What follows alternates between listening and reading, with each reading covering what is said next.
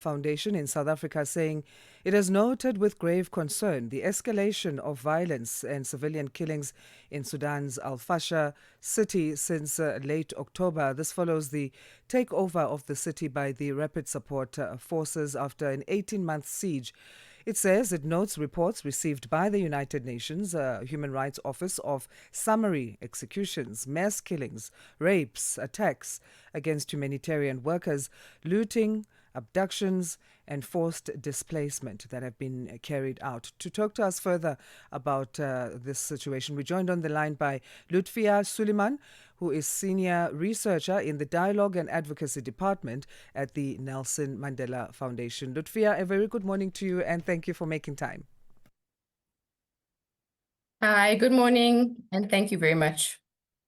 Our pleasure. So, as the Nelson Mandela Foundation, you note the escalation of violence and civilian killings in Fasher.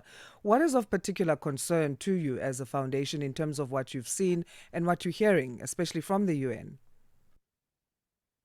Well, of course. So let me just start by prefacing that, for the last few months, hearing the news about Sudan, the foundation has been engaging with the Sudanese community based here in South Africa and in other parts of the world to understand what has been happening in Sudan, including what has been happening in Al Fasher in the last month.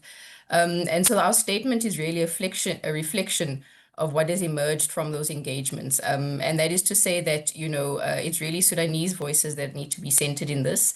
And our statement is just elevating what has been coming out of these ongoing discussions. Having said that, of course, what we hear is that there needs to be an end to conflict. And what has emerged quite strongly for the foundation is that while there are, of course, immediate actions needed in the now to end the conflict, in the longer term, we do need to understand what are the root causes of the conflict. So, of course, in the now, we are calling for a ceasefire. We are calling for pressure to be applied by the international community to ensure that it is lasting and that it is a binding ceasefire. But we also recognize that the weapons, for example, being used in Sudan's war are not being made in Sudan. And so there's that element of addressing what foreign actors are doing, how weapons are getting into the country, to really ensure that the scale of what we are seeing now is addressed. And then lastly, I think, we must also start to ask the question around who benefits from war. Who benefits when Sudan is destabilized, and what is actually at stake? We know that Sudan is a country of immense resources. We know that there's fertile agricultural land in Sudan. We know that Sudan has gold. We know that there's port access at stake.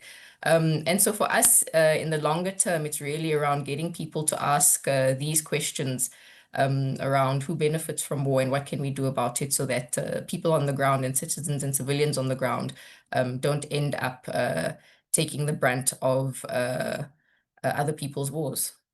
So that's what you believe will end the war in Sudan, a ceasefire and the international community stepping forward, ensuring that weapons are not being supplied into the country. Yes, that's right. There's also the question of what the UN is doing. I think what we see is that the UN efforts are important, but not nearly sufficient. I think what we've been seeing is that there's bureaucratic caution, sorry, and political divisions within the Security Council that have limited the UN's capacity to act decisively. As the statement mentioned, we welcome the extension of the fact-finding mission. We're calling for the UN to ensure free and protected movement, as well as the distribution of aid into the affected areas. Again, we've calling on the international community to force foreign actors that are fueling the conflict to end their support for the groups that are responsible for the gross human rights violations and the crimes against humanity. But the mass killings in Al Fasher, they're just one example of ongoing massacres. There have been multiple massacres over the past 2 years. And so what has been conveyed to us by those who are working on humanitarian and human rights issues is that there is perhaps a need to focus more on concrete action and not just presence in Sudan. It is becoming evident in many wars and conflicts that humanitarian law is no longer being respected. So, what should be done on that front, in your view? I think we need to rebuild the cost of impunity. We see wars and war crimes being committed because the perpetrators believe there will be no consequence. I think that international justice mechanisms like the ICC need to obviously be strengthened.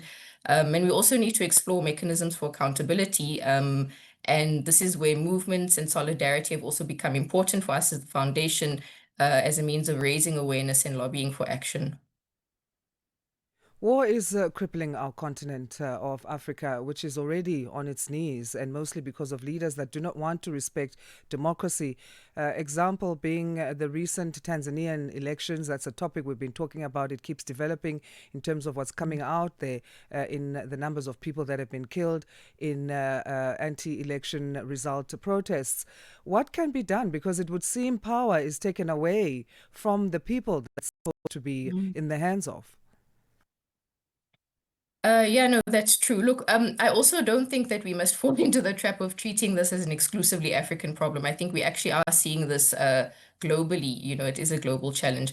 But that said, I think we do need to address violations. I mean, if you think about Sudan, I mean, under al-Bashir, the country endured years of sanctions, for example, and it's questionable as to who suffered more due to those sanctions, because a lot of what fomented, the Sudanese revolution and subsequent events was the economic situation of the country. So I think we need to look at what are effective mechanisms for ensuring that violations of democracy are addressed. And we also need to look at, rather than a reactive measure, but maybe proactive measures in terms of how do we support the citizens? How do we support civilians? How do we support them to reclaim democracy? How do we support them to be safe when they challenge those violations? I think those are also questions as well that we need to be asking.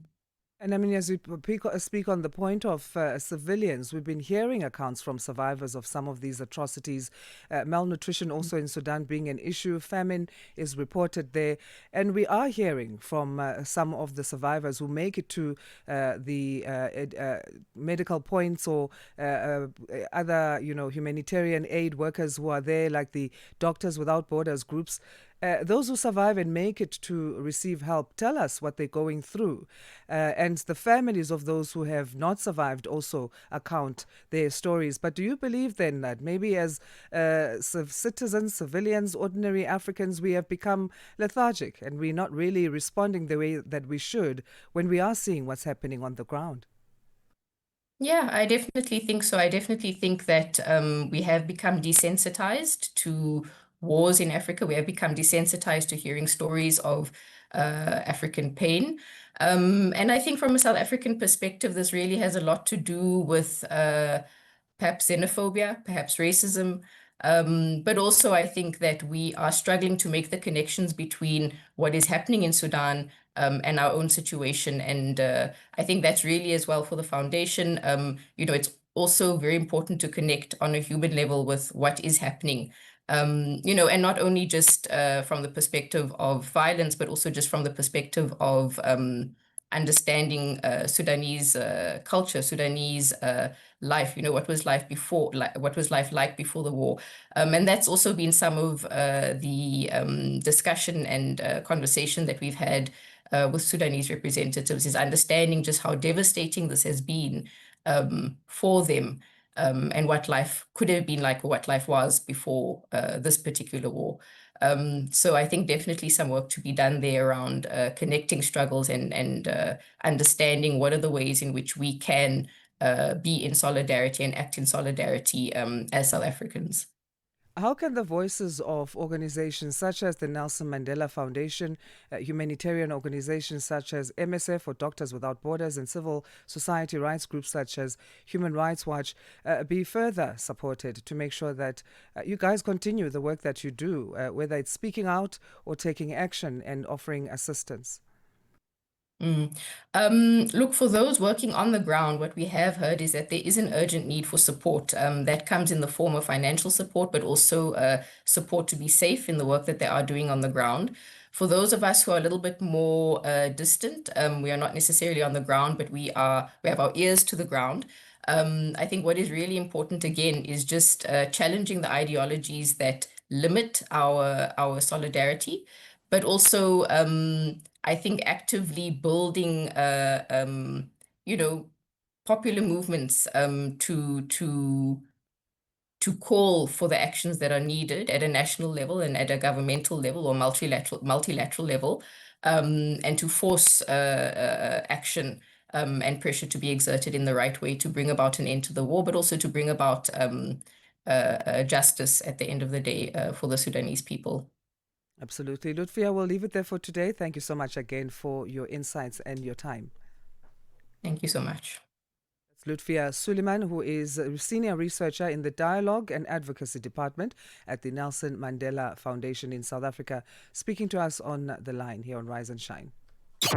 Mornings made better with Peter and Asante.